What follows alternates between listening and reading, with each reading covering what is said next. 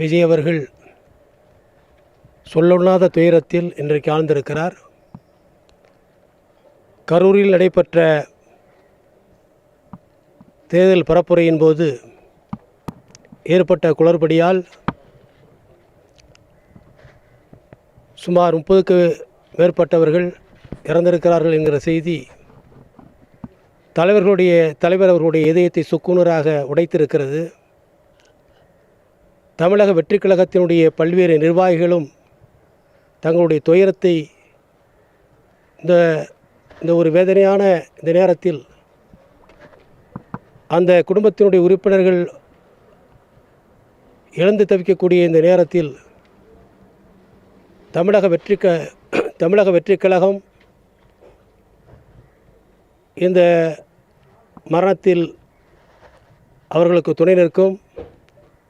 தலைவர் அவர்கள் தமிழ்நாட்டு மக்களை நேசிக்கக்கூடியவர். இந்த கோரமான சம்பவம் அவருடைய மனதை பயங்கரமாக பாதித்திருக்கிறது. ஆகவே அடுத்து என்ன நடக்கப் போகிறது என்பதற்காக நாங்கள் தலைவர் அவருடைய இல்லத்திலே வழக்கறிஞர்கள் அணி சார்பாக அங்கே குழுமியிருக்கிறோம். விஜய் சார் என்ன சார் இதை பற்றி பேசியிருக்காரு உங்கள்கிட்ட? என்ன அடுத்த கட்ட நகர்வு என்னவாக இருக்கும்? இல்லை, எங்கள்கிட்ட யார்ட்டையும் இன்னும் பேசலை. இப்போ தலைவர் இப்போ அவர் இந்த துயரத்திலிருந்து மீண்டு வரணும்.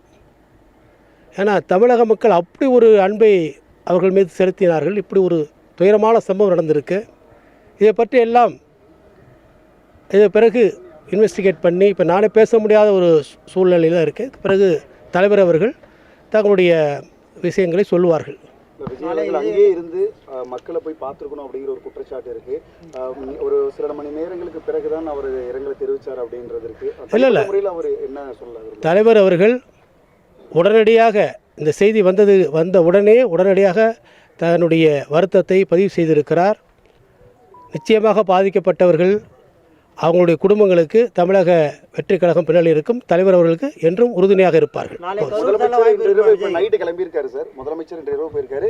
விஜய் அவர்கள் நாளை புறப்பட்டு பார்ப்பதற்கு வாய்ப்பு இருக்கா? கரூர் போகிறதுக்கான வாய்ப்புகள் இருக்கா? இல்லை, தலைவர் அவர்கள் அடுத்தடுத்த முடிவுகளை எடுத்துக்கொள்வார். அதுக்கு நிச்சயமாக அடுத்தடுத்த முடிவுகள் நிச்சயம் வரும் சார். ஒவ்வொரு வார சனிக்கிழமையும் நம்ம பரப்புரை போகிறோம். இப்போ அடுத்த வாரத்துக்கான பரப்புரை என்ன சூழல் இருக்குது, அதை பற்றி என்ன? இல்லை, அடுத்த நிகழ்வுகள் குறித்து எங்களுடைய பொதுச் செயலாளர் மற்ற துணை பொதுச் செயலாளர் நிர்வாகிகளோடு